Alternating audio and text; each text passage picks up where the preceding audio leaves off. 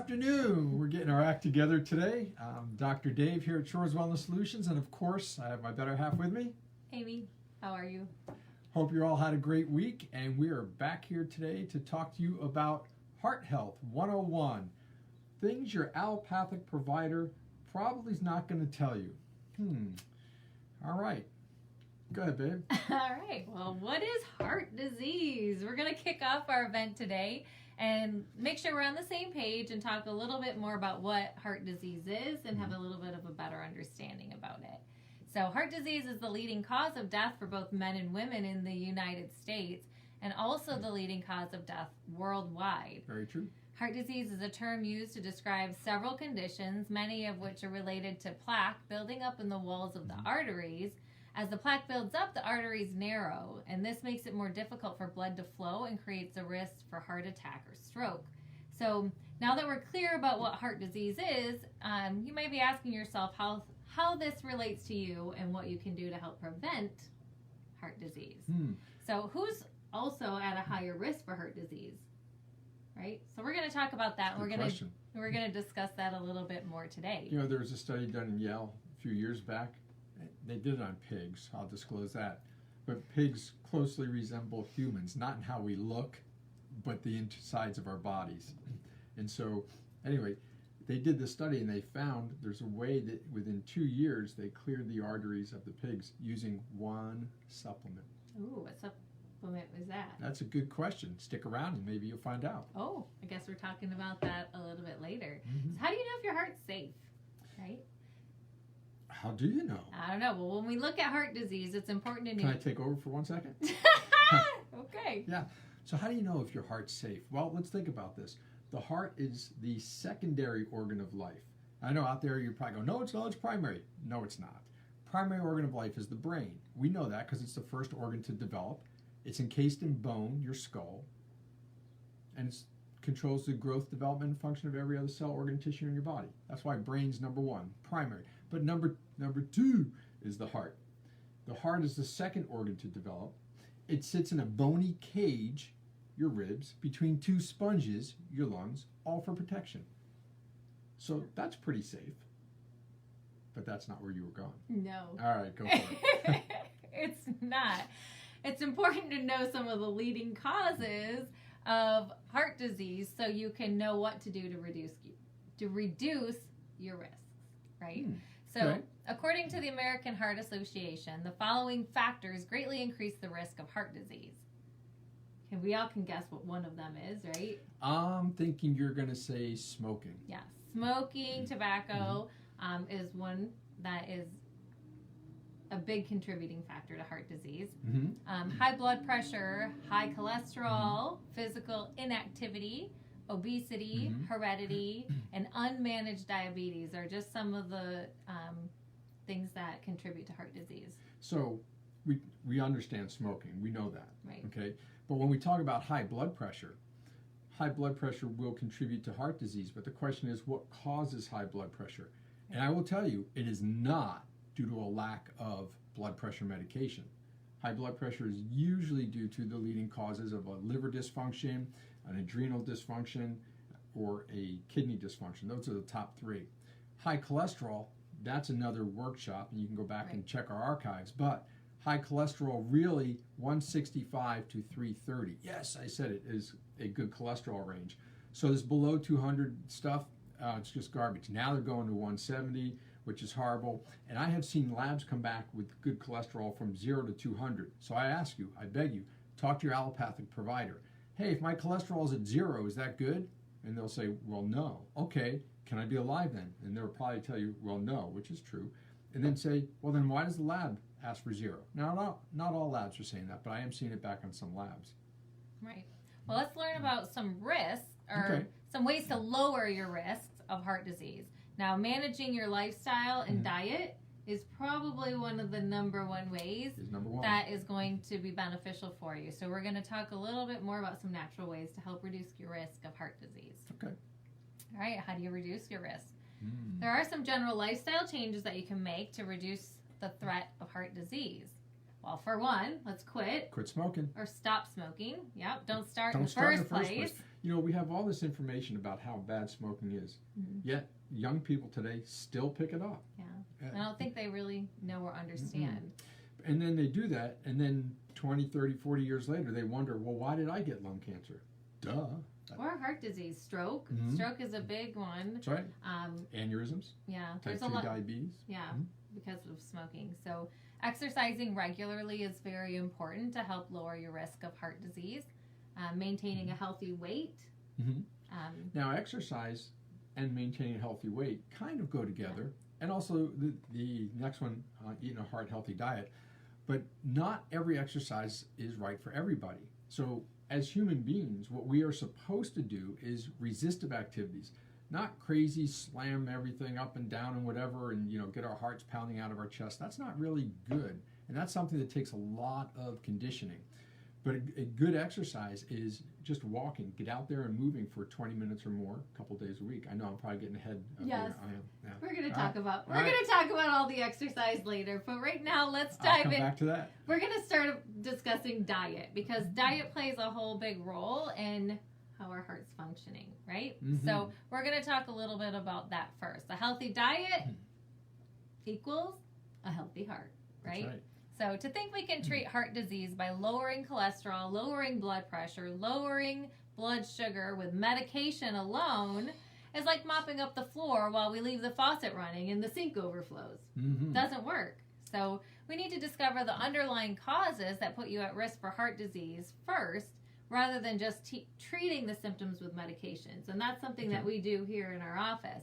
We don't just give you a medication because...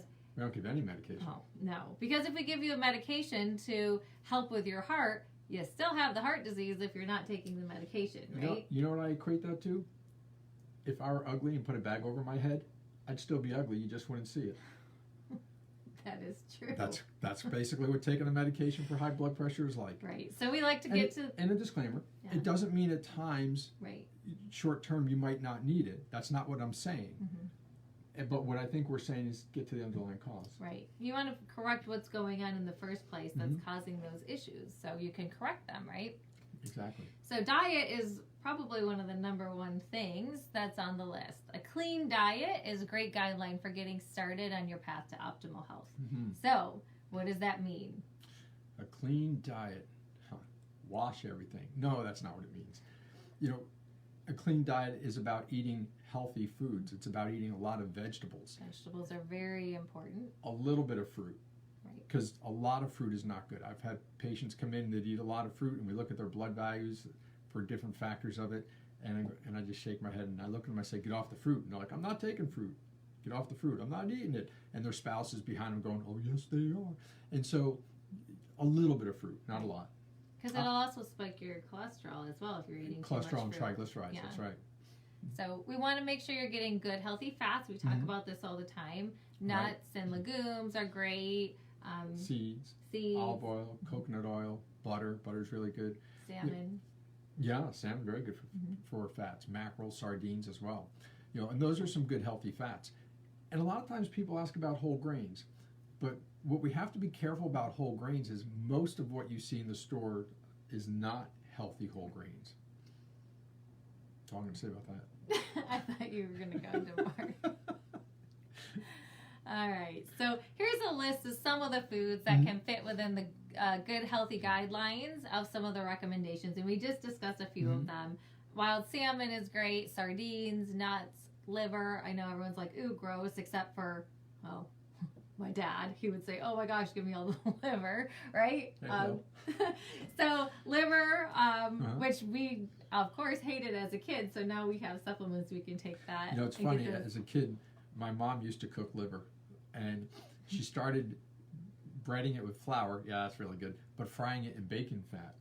And we would have friends over periodically on liver night. And they would eat it and think it was great. I'm sure until they knew what it was. Told them what it was. I know. That was probably about once a month she did that. Yeah. Well, she had a good thing in mind, just like you did, Dad. I'm gonna say good job with the liver, even though I wanted to vomit when you put that out. Chia seeds are great. Blueberries and any kind of berries, yes. berries If you're going to eat fruit, go for the berries. That's the best. Right. And also when you're having your fruits as well, it is really good to consume your fruits in a smoothie, which we just talked about last week. Some great smoothie making recipes because your body can digest that better. I peeked. We have my favorite smoothie recipe on here a little later. Oh, did you? Yeah, we do. Okay. So dark chocolate is very good. Now, when we say dark chocolate, we're not talking about like, the one that comes out of Hershey, Pennsylvania. Not the chocolate from there. Okay, their dark chocolate is like 42% and it's all sugar. No, we're talking about real dark chocolate, like 85, 90% dark chocolate. That is heart friendly and good fats for you. Yeah. And some of my favorite foods, besides the dark chocolate, yams and sweet potatoes. Right. I could eat that every day. Exactly. Brussels sprouts, those are all good. And I have some really good news. Avocado, right? No, that's not what I was going to say. And you can actually, what's good for your heart, red wine. Red wine? Yeah. You read that? Well, not the whole bottle, but you can. Yes, a glass of red wine is also really good for heart health as well. So you want to make sure that you're not overindulging. Right. And a glass of wine is about 5 ounces. Okay. Thanks for clarifying. Yeah, it's not the size of your glass. So a lot of things that have effects on our heart in a negative, it's an epigenetic effect. So what that means, it's a negative effect on our genes. There's foods that'll do that. And how do you determine an epigenetic effect? Look at the movie Twins with Arnold Schwarzenegger and Danny DeVito. I'll have to pull that one out again. Maybe. Arnold was supposedly all the good stuff wrapped up in and get put on an island and study the arts and this specimen of physical fitness and intellect, and Danny DeVito was all the bad stuff in the test tube, and he ended up in an orphanage and all the bad stuff, down on his luck and everything till they met, and even their mother couldn't tell them apart. But the epigenetic effect, okay, when we put good things and do good things for our bodies, they become stronger and healthier, and we age slower. But when we do things that are bad for our body, it accelerates aging. Right. So if you go back to the movie, if you remember or recall the movie, Arnold Schwarzenegger lived on an island. He was eating fruits and vegetables all day long and catching salmon. Not salmon. Salmon out of the ocean. No. What kind of fish? Well, yeah, salmon come from the ocean, but not down in the Caribbean. I don't know fish. Anyway, so he's getting fish. He's eating all these great things, right? He's exercising every day, and you see him meditating, and he's doing all these brain things, and here he looks like that. And then you see Danny DeVito, who is grabbing all the junk and garbage, and he's smoking every day, and he's doing all this stuff, and so the epigenetics really does play a role in how you're living your life. You can say that heart disease runs in the family, but if you have one person who is living a really healthy lifestyle and doing all the right things, but you have another one who's not, let's be real, the odds of the healthy one getting the heart disease is low, much lower. And the epigenetic effects we learn from our parents. Exactly. So what are some of the things you should ditch when you're wanting to increase your heart function? Yeah, heart function is what I'm trying to get out. Get rid of fast food. Oh yeah, fast food, burgers, deep fried foods, candy, sugar, soft drinks, sugar sweetened juices. Fruit juice is not great for you either. Sugary cereals, cookies, pastries, and I was waiting to see if he was going to go through the whole list. But you didn't. I was like, margarine and diet sodas, yeah. No, I thought you were going to go through the whole list when I said bread, cookies, pasta, cereal, biscuits, muffins, pancakes, waffles, donuts, bagels, cookies, cakes, candy, pizza, roti, naan, and empanadas. See, I'm not going to do that today. I screwed up and I said it. I thought for sure when I said cookies and pastries that was going to get. Yeah, I'm not going to do it again. Okay, good. Once. Anyway, and diet soda. It's actually really worse for you than regular soda. Right. Listen, if you're out there suffering with headaches and you drink diet soda, what do you call it out here? Pop? Yes. Yeah. Get rid of it. 2 weeks. You can do anything eating for 2 weeks. And just think, let's say, okay, I can get rid of it 2 weeks. Let's see what comes first. Me getting through 2 weeks of no diet soda or getting back to a free society? Anyway, get rid of it 2 weeks, see if your headaches go away. A big contributing factor of heart disease is inflammation. And the foods above that we just talked about, that all cause inflammation in the body. And it can either result in high blood pressure, high cholesterol, or diabetes. diabetes or diabetes. Yep, but type 2 diabetes. Right. That's what we're talking about. Yeah, so we're going to give you a couple recipes of things or a few ideas of things that you can eat to help eat more healthy. Awesome. All right, so there are a Top lot of of... the morning to you. You're doing breakfast first, right? Right. Wrong month. All right, go ahead. What? That would be Irish. Top of the morning. Oh, St. but you Patrick's said Day. wrong month. Oh, for March. Yes. Uh-huh. We're in May. Yes. I Go think we're in May. All right, so there's some great breakfast options out there. One thing that is kind of nice is a white bean and avocado on lettuce leaves. With a couple eggs on the side. Yeah, always. You always want the eggs. Eggs? I'm They're heart friendly, believe it or not. Yes. there. Unless you eat 4 dozen a day. Right. So I don't. Yeah, 3 so, or 4. you know, make a couple eggs. Mm-hmm. I like to take white bean and avocado, smash it all together with some sea salt and some pepper, and you can put that on your eggs. It gives it a different flavor. I'm not a huge fan of eggs. So what would you put it on? Well, I would just eat it and put it With a spoon. I would eat it with a spoon, not necessarily the egg. Uh-huh. But I know a lot of most people are talking about avocado toast, right? They're always talking about that. But it's really not a great idea to be eating the bread, even the whole wheat bread. A lot of people, look for the gluten-free and things like that. But most of the time, the gluten, right, is more of a wheat intolerance. Yeah, so gluten we know is a factor. It has changed a lot over the last 120 years in our wheat crop. I won't get into that and bore you. But think of this, right? If Amy is wheat and we take away her hair, we wouldn't do that. That would be hair-free, gluten-free. There'd still be wheat. She'd still have a head. Okay, so wheat-free is wheat-free. Gluten-free is just wheat without gluten. Right. But it can still be inflammatory. Exactly. And we see that a lot. So if you're looking to transition out of having the breads and things like that, Ezekiel bread would be a great option. Find that in the frozen food section. Yeah, it's made of sprouted grains. So your body is affected a little bit differently by that. But, if you can start cutting that out as well, put it on your eggs. You could put it on, I like to just get the lettuce leaves. What are they? Romaine lettuce. Yeah. So you can make like a lettuce. little boat out of it, and you can put that, and you can wrap it up and eat it that way. And another thing that's great for breakfast, and we just talked about it last week, is smoothies. Yeah. So a pumpkin pie smoothie is a great option. Delicious. Yeah, frozen banana. Keep going. Fresh pumpkin or canned pumpkin, cinnamon, pumpkin pie spice. You can add it up, milk, some ice, blend it up till smooth, and it's phenomenal.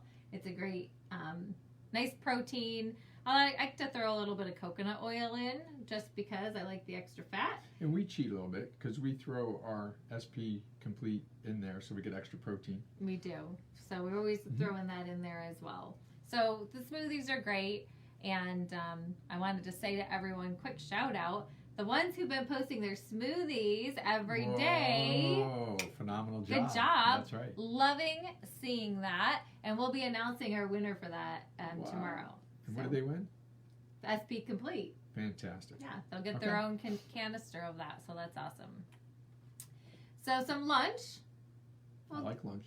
Do you like lunch? Well, most of us are running around, we're grabbing our lunch on the go. So it's really important, I think, that you kind of prep in advance. Cutting up your vegetables ahead of time. If you plan on 1 day a week to just cut your vegetables up ahead of time, there's so much you can do with that. You can make a lot of soups are really great because you can throw tons and tons of vegetables into that and get your daily dose and have that pre-done. Make a big pot of it earlier in the week so you can do that all week long. Salads. You can throw that stuff into a crock pot too. Yeah. And just let it simmer. Exactly. So now you have a large amount of that. Another easy thing are salads. And so there's so many options with that. And if you prepare ahead of time with cutting your vegetables up, it makes it so much easier to just have that. I like to even have hummus on hand always. So we've been finding it's harder to find that in the store lately. So you can make that up yourself. But just have that handy. You can have it on the lettuce leaves like we talked about before. Dip your vegetables in it. Throw it on your salad even. It's phenomenal. You can use that with some olive oil instead of a dressing. So there's a lot of easy ways that you can get the good nutrients that you need into your diet with your lunch recipes. That are heart friendly. Exactly. Awesome. All right, and then dinner. Dinner is probably a really important meal. It does. It is. I was just thinking it decompresses at the end of the night. Well, See, that's what is. dinner is about. Yeah. Dinner is about family coming together at the end of the day, which I believe a lot of us are doing during these last 6-8 weeks. Mm-hmm. And it just brings you together where you can sit and decompress and have conversation and not worry about anything, you know, share things with each other, you know, and if you're sharing any kind of stress, that helps reduce it. And if you're sharing joy or good things, that helps, you know, make it exponential and, you know, get some good laughter going around the table, but just, you know, share the time together. Right. And dinner doesn't have to take hours and hours Mm-mm. to prepare. So when you cut your vegetables up ahead of time, if you just get in the habit of doing that, take one day, chop all that up ahead of time, you have different options. You can roast them in the oven, throw some salt and pepper, some olive oil, roast your vegetables so you have that to do. Even throw a piece of chicken in there at the same time so it's all ready to go when you come home. Another thing you can do, sweet potato we like to eat a lot of, or spaghetti squash. Those are other two options because you can dress them up with all kinds of different recipes. Whatever you would be doing, you know, for dinner, throw it on there so you're not having all the... And I know we got some of our East Coast followers going, but hey, what about the Italians, right? So we got the Italians covered too, don't you worry. You do? Oh yeah. So you can make a lasagna, but instead of using noodles, you can use squash, you can use zucchini or eggplant, and slice it up and use that as your layering of noodles.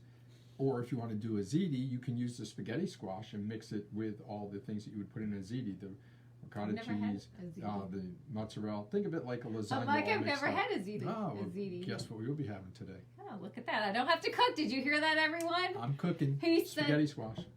You said a ziti. Right, but using spaghetti squash instead of noodles. Oh, okay.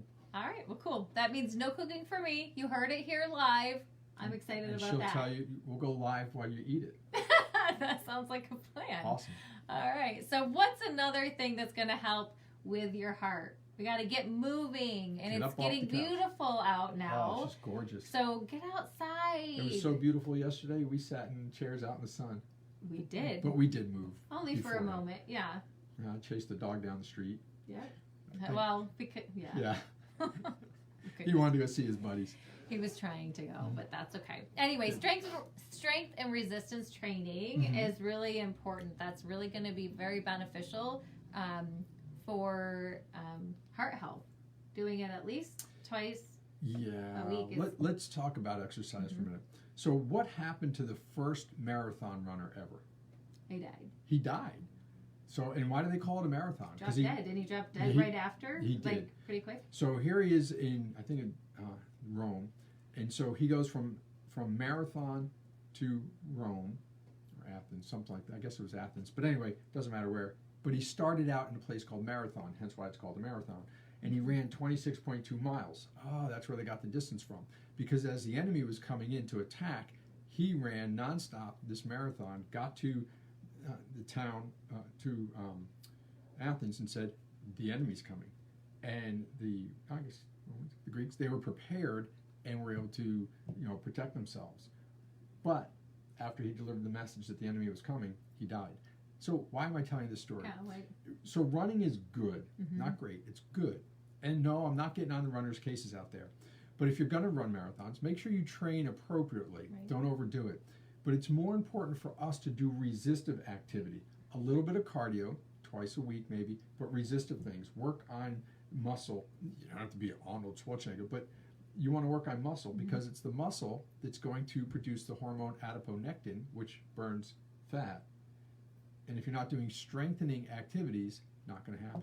Yeah, so you can do push-ups, squats, sit-ups, jumping jacks. You don't have to be in a gym to do anything. Just do a few of those every day. Get your heart pumping, have some resistive training, that kind of things. Right. You want to make sure that you're doing it properly so you're not hurting yourself. So that's very important. Yeah, so if your form starts to get a little lax, stop. Right. Take a break for a minute or two or 5 let your body recover and do it again. When your form breaks down, you're more likely for injury. Right. And that means that your muscles, your musculoskeletal system, it's fatigued at that point, so you want to stop. Yeah. Walking is great. It's a low impact exercise that's easy to start, and you can build up to more as you get better at it. You know, start somewhere. Don't just do nothing, even if you're just walking to the end of your street and back. You know, if you can't go that far, walk to the end of your driveway and back. And then gradually increase that time. You can get faster. You can walk longer distances. And as it's getting nice outside, it's a great time to get out and get that fresh air, too. Right. Yoga is also another good practice to do, because it's good to stretch. And also with yoga, you can kind of clear your mind if you do it right. That's correct. Right? That's what it's about. It's about recentering, rebalancing. Yeah. So get out there and get moving, right? So we're going to talk about some of the myths of heart disease, all right? So most of us have heard some information regarding heart disease, and of course there are always naysayers or just questions that surface when considering our heart and accompanying recommendations. So we want to take a look at some of the most commonly believed myths and discuss why. Like fake remedies? Correct. Okay. And or people think that heart disease is certain things, so we're going to talk about that. Here's one that we often hear. Heart disease is something only older people should worry about. Heck no. Particularly today with everybody eating inflammatory diets. I mean, we see the developing of heart disease in teenagers now. Right. You know, 15, 16, 17-year-olds. Why? Because of the inflammatory diet that they've had, and their hearts are already breaking down as a teenager. Or you see someone who's very young who's already had a stroke, and they're like, oh my goodness, but they exercise or they do this, but they've been eating such crappy foods for so long and not even knowing it. And sometimes we can't help it because we don't know any better. You know, we are fed what our parents provide for us, and eating the chips and all the extra junk over a long period of time causes your heart to break down. So that's one thing that is not necessarily true. So another one, that's a myth. If I'm a long-time smoker... Oh, are you? I'm just kidding.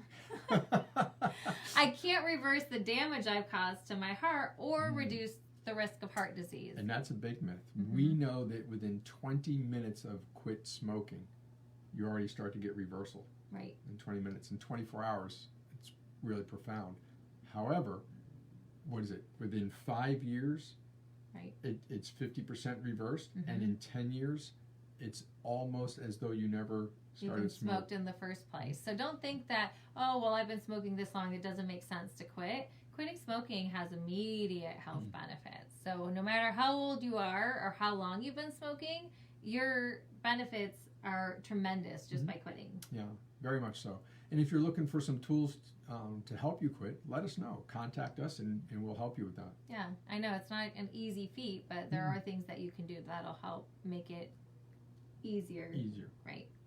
All right. So I'm only at risk of heart disease if it runs in my family. Ha! Is that true? No, that's not true at all. Get back to the epigenetic effect. So you can have a family that eats very well, okay, and they've never had heart disease in their family, and then you come along and you're eating an inflammatory diet, and bam, heart disease. Right. You know, where you get a family that has heart disease very prevalent, and then you come along and you eat well, you eat a non-inflammatory diet, and you never have risk of heart disease. Yeah, 90% of heart disease is caused by lifestyle. So it's very important that you want to make sure you quit smoking, you increase your exercise, you have a really good diet. It's going to help to lower those risks. Okay. Okay. Anything else? That's pretty much all I got. All right. Well, I can just take an aspirin a day to stave off any heart trouble, including heart attack and stroke. Survey says. No. So let's discuss an aspirin a day briefly. I'll try. Right. Okay. So an aspirin a day. This came out of a study that was done in Europe. And they did this study, an aspirin a day, and they found great results with people who did the study, that they had a reduced risk of heart disease. So in the United States, the medical profession did that to the tune of over 5 tons of aspirin a day we sell in the United States. So Europe said, well, wait, let's redo this, because the aspirin we used was laced with magnesium, mixed with magnesium. Let's redo the study and do side by side where we do pure aspirin versus pure magnesium. Well, the magnesium group of people had all the great benefits and more because there was no aspirin in it. Where the aspirin group subjects all became sickly. And so an aspirin a day is not very good. But of course we don't hear that in the United States because, lo and behold, we'd stop selling 5 tons of aspirin. And why is aspirin bad? Every single aspirin you put into your body causes microhemorrhaging. Whether it's an 81 milligram baby aspirin or larger, it causes microhemorrhaging. And so Amy's going to say, tell them what microhemorrhaging is. Okay? So microhemorrhaging is when the blood vessels start to bleed or leak where they shouldn't. Okay? That's where you see bruising in the elderly, when they just kind of bump something and they bruise. But what if you get microhemorrhaging in the digestive tract? Now you're dealing with ulcers, right? What if you get it in the brain? Now you're dealing with stroke. And when we started doing an aspirin a day, we saw the incidence of stroke rise rapidly along with the amount of aspirin that was given. And so we want to stay away from an aspirin a day. It's bad. And no, it does not reduce your risk of heart disease. And no, it does not increase your longevity. So that's a big myth. And your risk of bleeding can be higher by taking an aspirin huge. A day. That's where the stroke Especially if comes you're in. Taking other medications and things as well. So right, because now what if you're on a blood thinner with it? Great, now you even have more incidence of stroke. Right.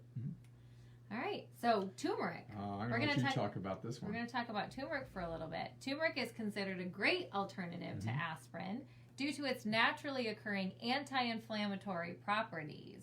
It's the active chemical in turmeric called curcumin that's responsible for reducing inflammation. So curcumin is a great option without the potential life-threatening side effects of certain medications. So curcumin is also known to reduce the spread of inflammation very safely in the body. So you can incorporate curcumin into your body and into your diet by adding turmeric to many of your recipes, like soups, dressing, teas, scrambled eggs, your smoothies. All of those things you can add turmeric in, but we like to also incorporate turmeric forte. Turmeric forte. It's one of our favorites. Yeah, this is a great product because this one actually crosses the blood-brain barrier and helps to reduce inflammation in the brain as well. But what's fantastic about this is it is combined with fenugreek ribosomes, not black pepper. Okay, there's big articles and things out there about, black pepper and turmeric. It's true. The black pepper will help the turmeric get into the bloodstream, but so do the fenugreek ribosomes. The difference is the black pepper, when it hits the liver, shuts down the function or use of the turmeric, the curcumins, where the fenugreek ribosomes enhance it. And so this is almost 25 times more potent than any other turmeric that is available on the market, done by blind studies. It is phenomenal, and it really does help with reducing inflammation for sure. And we tested a patient with that the other day. A patient came in with their turmeric. It was a newer patient. And so they needed one of our turmeric. With his, he needed 15 to get the same results. Right, so they're not all the same. It's definitely not all the same. You want to talk about a couple supplements? Oh, yeah. Okay. So we also, in our office, we like to check people's hearts, and we want to see other things that are going on. So we like to use the heart sound recorder. Oh, wonderful Which we device. were going to do today when we were going to be live in person. We were going to do a demonstration of that. So be on the lookout for that. We'll be doing this class again once everything's opened up and we can be live in person, because we like to check your heart and show you how the HSR, or the heart sound recorder, works. But that's a good way and a good tool that we use in our office to check the valves of the heart. Now we learned. Great device. Came out in 1937. Yeah. I know you know that, but you always like, what year was that again? And I know you know it. But 1937, this device has been around. So a little while. And what it does is it reads the sounds, or listens to the sounds, records the sounds of the heart valves opening and closing. And so they should all sound very similar. But what happens is, over time, as we do inflammatory things and things that are bad for our bodies, is our hearts elongate and misshapen. And so the valves are cartilage, not muscle like the heart. So they can't open and close appropriately. They get leaky and different sounds. And so we'll hear things, they'll flutter and stuff like that.